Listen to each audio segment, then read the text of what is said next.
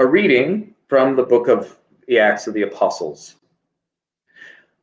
About that time, King Herod laid violent hands upon some who belonged to the church. He had James, the brother of John, killed with the sword. After he saw that it pleased the Jews, he proceeded to arrest Peter also. This was during the festival of unleavened bread. When he had seized him, he put him in prison and handed him over to 4 squads of soldiers to guard him, intending to bring him out to the people after the Passover. While Peter was kept in prison, the church prayed fervently to God for him. The very night before Herod was going to bring him out, Peter, bound with 2 chains, was sleeping between 2 soldiers, while guards in front of the door were keeping watch over the prison. Suddenly an angel of the Lord appeared, and a light shone in the cell.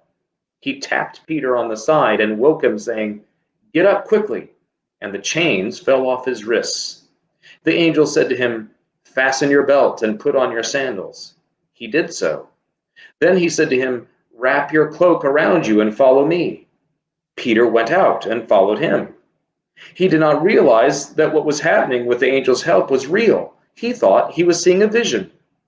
After they had passed the first and the second guard, they came before the iron gate leading into the city. It opened for them of its own accord, and they went outside and walked along the lane, when suddenly the angel left him. Then Peter came to himself and said, "Now I am sure that the Lord has sent his angel and rescued me from the hands of Herod and from all that the Jewish people were expecting." As soon as he realized this, he went to the house of Mary, the mother of John, whose other name was Mark, where many had gathered and were praying. When he knocked at the outer gate, a maid named Rhoda came to answer.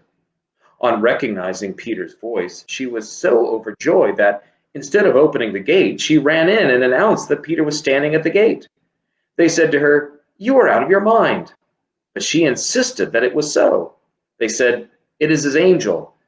Meanwhile, Peter continued knocking, and when they opened the gate, they saw him and were amazed. He motioned to them with his hand to be silent, and described for them how the Lord had brought him out of the prison. And he added, "Tell this to James and to the brothers." Then he left and went to another place. The word of the Lord. Thanks be to God.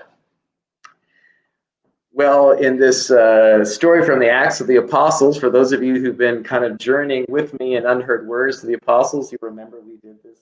We went over this just a few weeks ago, and it's this just delightful and humorous story of Peter's escape from prison and Rhoda, the maidservant, greeting him at the gate of the house and thinking it was being so overjoyed she ran away and doesn't let him in. And how people say, "Oh, you're crazy, Rhoda," and she insists that it's really him, and it's just out of I don't know if they managed to do this on purpose they probably did, but just the way it lines up, where we also read from St. Mark's Gospel about Peter being identified by a different maidservant, right before the Acts of the Apostles incident happens. Peter is identified by a maidservant in a different way, who says, "You are one of them. You're a Galilean. You're with Jesus." And Peter denies it. And in a sense, there's this part of what Luke is working is he's, in a sense, this is kind of a rehabilitation of Peter. And again, Peter's waiting in basically the gate to the forecourt of the house, just like he's in the forecourt of Caiaphas's house, where this exchange with the maidservant happens. And she kind of tries to get everybody to say, "Hey, this is Peter." And in that sense, he gets away from them, and it's kind of another escape. So Peter escapes from Herod in Acts, and he escapes from Caiaphas's courtyard in the Gospels during Jesus's trial. But in addition to the humorous nature of the Lucan story, and we have the tragic story of Peter's betrayal of Jesus.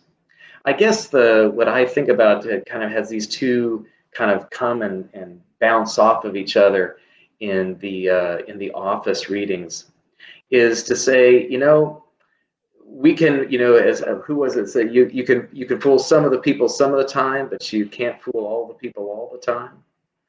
And I think it's Lady Macbeth who said, "The truth will out." or so, I think it's Shakespearean, but anyway, the truth will out. We will be known by our true colors.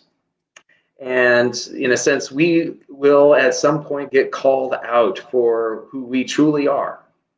And in a sense, Peter is this wonderful figure in the Bible with whom I think we can identify so readily, because he gets called out twice. He gets called out, in a sense, as a betrayer, and he gets called out as an apostle. He's called out by someone who wants to harm, and he's called out by someone who wants to save. And in the story in the gospel is really this calling out by the maidservant is the low point of Peter's whole life. And now this calling out by Rhoda, it's in a sense this deliverance of Peter.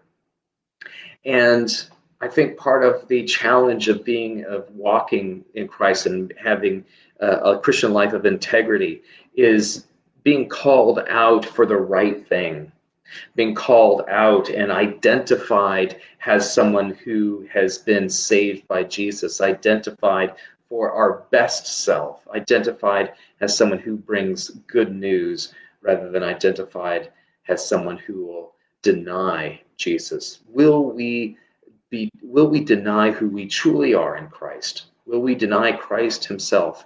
Or will we motion for silence and tell the good news of our deliverance? So, in a sense, either way, when the moment comes and we're called out as a follower of Jesus, I encourage you to pray and to study and to discipline yourselves to be prepared for that day when you will be offered an opportunity to give a testimony. And we can only hope that when that moment comes for each of us, we'll have the courage to testify in a way that is true, in a way befitting the follower of Jesus.